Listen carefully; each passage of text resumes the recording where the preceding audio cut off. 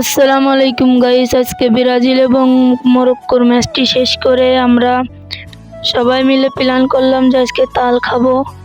তো আমরা সবাই মিলে মাঠে চলে আসলাম এবং তাল খাবো। এদিকে ইয়ামিন ভাই কোথা থেকে জানি একটি লম্বা বাঁশ নিয়ে চলে এসেছে তাল গাছে বাঁশ দিতে।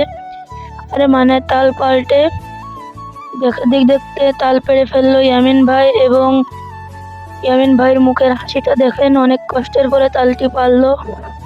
ইয়ামিন ভাই বাগানের ভিতর থেকে আমার কাছে একটি তাল চেলে দিল।